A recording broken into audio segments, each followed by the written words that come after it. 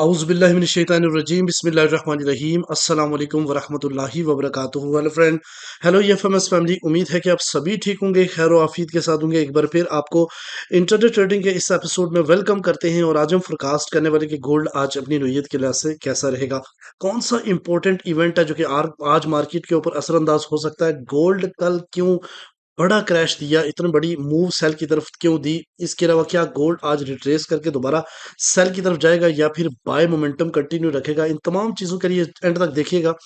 मैं हूं इरफाक अहमद साकी और आप देख रहे हैं ईएफएमएस ट्रेड। मिलते हैं इस ब्रेक के बाद।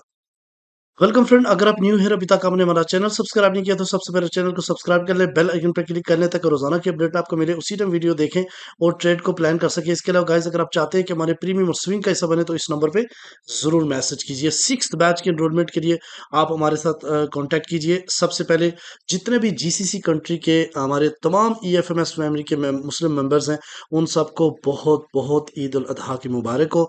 और अल्लाह ताला आपको आपकी खुशियाँ आपकी ज़िंदगी में ये बार बार नसीब करे और आपको कुर्बानी की भी तौफीक, जिन लोगों ने कुर्बानी की उन लोगों की कबूल फरमाए। और इंशाल्लाह कल इशा में भी हम मुबारकबाद देंगे। टाइम बड़ा शॉर्ट है इसलिए मैं शॉर्ट वीडियो बनाऊंगा, एनएफपी की वजह से वीडियो बनाने वाला हूं, क्योंकि अभी तकरीबन 1.5 घंटे के बाद मैंने नमाज के लिए भी जाना है। तो मैं कोशिश करूंगा कि जल्दी जल्दी आपको मेन पॉइंट बता दूं। आज बहुत इंपॉर्टेंट इवेंट है मार्केट के ऊपर, और आपको पता है कि इसका इंतज़ार पूरे महीने में रहता है। तो आज फाइनली फ्राइडे, वीकेंड क्लोजिंग, और 4:30 पे एवरेज हर अर्निंग का डाटा आएगा। उसके बाद जनाब एनएफपी का डाटा है और उसके अनएम्प्लॉयमेंट क्लेम्स। जैसे आप देख सकते हैं कि एडीपी जो कि प्राइवेट सेक्टर का डाटा नेगेटिव, आईएसएम मैन्युफैक्चरिंग का डाटा नेगेटिव, अनएम्प्लॉयमेंट डाटा बहुत ही गंदा, यानी तमाम पिछले तमाम डाटे गंदे आ रहे हैं। तो क्या एवरेज अर्निंग भी परसेंटेज से डाउन आएगी, क्या एनएफपी भी नेगेटिव आएगी, या फिर अनएम्प्लॉयमेंट रेट्स भी नेगेटिव आएंगे? तो मेरा ये मानना है कि एनएफपी को माइट भी पॉसिबल थोड़ा पॉजिटिव करे, बाकी दो लाइन इन या एक नेगेटिव डाटा हो सकता है, मिक्स डाटा दे सकते हैं आज के दिन। चलें हम देखते हैं कि इसका इफेक्ट क्या पड़ने वाला है। गाइस, सीपी ट्रेड के ऊपर बात करेंगे तो गोल्ड का आज सीपी 3357.3 है।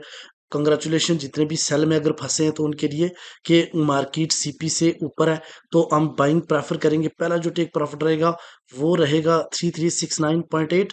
यहाँ से रिजेक्ट होकर मार्केट अपसाइड की तरफ जाएगा। तो आज मार्केट जो प्रीवियस हाई है 3398, जो टू का एरिया, उसको टच करने की कोशिश करेगा। और अब जो है ना वो 3416 तक भी जा सकता है। ठीक है। और अगर इससे नीचे सीपी क्लोज होता है तो हम सेल की तरफ जाएंगे। पहला टेक प्रॉफिट जो है ना 3341, यहाँ से पुल बैक करके अगर इसको ब्रेक कर जाता है तो 3314 और 3303 की तरफ मार्केट जाती हुई दिखाई देगी।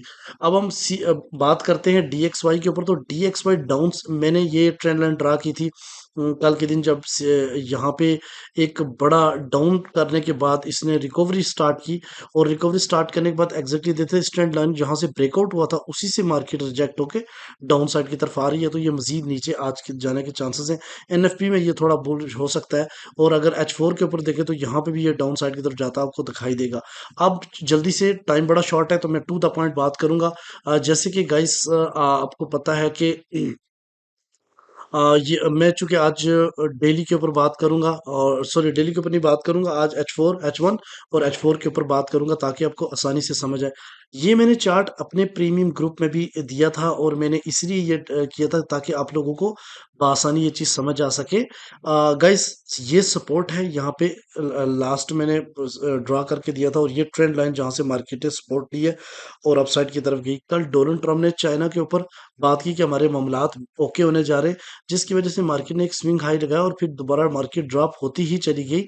और कंटिन्यूटी आप देखें तो एक दो तीन चार, यानी 4-5 घंटे में मार्केट बहुत बड़ा लो लगा चुकी थी, 500-600 पिप्स का मूव। ठीक है, अभी देखिए तो 100% बाय वाली में मॉर्निंग में अक्सर होता है, लेकिन यहाँ फेयर वैल्यू गैप था जिसमें मार्केट में को पिन किया। और यहाँ पे मार्केट इसलिए ज्यादा टाइम रहेगी क्योंकि पिछला जो मार्केट ने ब्रेकआउट किया हुआ था 3361, लिहाजा बार बार मार्केट यहाँ से रिजेक्ट हो रही थी।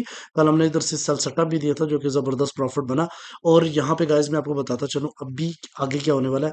मार्केट इस पॉइंट को तो टच करेगी करेगी, ये पॉइंट है 3367।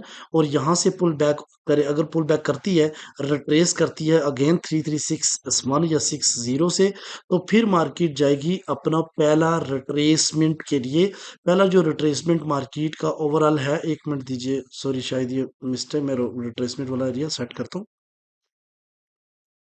गाइस मैंने रिट्रेसमेंट का एरिया सेट कर दिया, वो थोड़ा सा खराब हो गया था। तो पहला जो रिट्रेसमेंट है 3367, जहां मार्केट बिल्कुल टच करने वाली है, और यहां से इसका रिएक्शन चेक करते हैं, ठीक है। दूसरा जो मार्केट का अगला है वो 3371 है, और उसके बाद सिक्स ये वाला लेवल्स जहां पे मार्केट आज टच कर सकती है वो 3371 है। अगर यहां से आपको 15 के ऊपर बेरिश इनगल्फिंग मिले तो देन आप सेल की तरफ जाइएगा, अदरवाइज आपने सेल की तरफ नहीं जाना। मार्केट यहां से रिजेक्ट होकर फिर अपसाइड की तरफ जाएगी। ये फेयर वैल्यू गैप है जहां पर मार्केट पिन कर सकती है, और ये आपका सेलिंग जोन है 3392 और 3402। इस एरिया में जाके बाय नहीं करनी, इस एरिया में अपने बाय का प्रॉफिट बुक करना है। और अगर इस स्विंग को तोड़ दिया मार्केट तो नेक्स्ट मार्केट का 3410 और 3416 लग सकता है, ठीक है।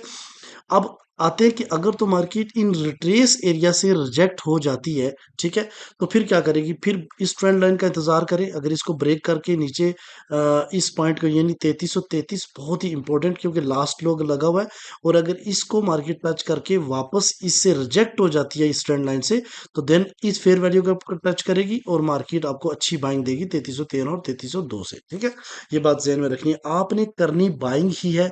अगर गिर रही है तो तभी इंतजार करना है, ऊपर जा रही है तो अपने बाय में रहना है, लेकिन इन एरिया से अपने बाय को प्रॉफिट बुक कर लीजिए। और अगर बेरिश इनगल्फिंग छोटे टाइम फ्रेम के ऊपर बनती है तो देन सेल की तरफ आप जाएं, लेकिन मैं सेल आपको प्रेफर नहीं करूंगा। इसलिए नहीं प्रेफर करूंगा कि सेल जो होता है वो शॉर्ट टर्म के लिए है, और बाइंग जो है ना वो लॉन्ग टर्म के लिए, ठीक है। अब आते हैं गाइस H4 के ऊपर। तो यहाँ पे आप देखें तो एक स्ट्रॉन्ग किस्म की बेरिश इनगल्फिंग आपको देखने को मिली। मार्केट ने यहाँ इतनी लिक्विडिटी स्वीप की, और उसके बाद अगली कैंडल एक स्ट्रॉन्ग कैंडल बनी जो कि यहाँ तक गई।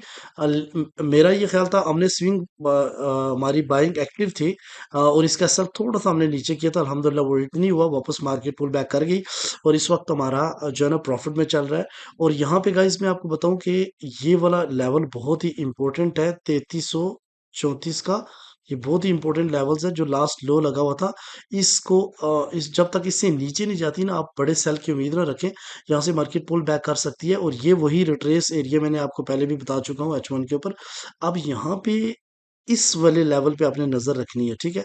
मैं दो लेवल बता रहा हूँ आपको, 3371 और 3379। ये दो इंपॉर्टेंट लेवल्स हैं। यहाँ से अगर मार्केट रिजेक्ट हो गई तो फिर बासानी 3334 की तरफ जाएगी, और अगर इसको ब्रेक कर गई तो फिर मार्केट अगेन स्विंग हाई जो पिछला लगाया है उसको टच करेगी, ठीक है। अब आते हैं जी लेवल्स।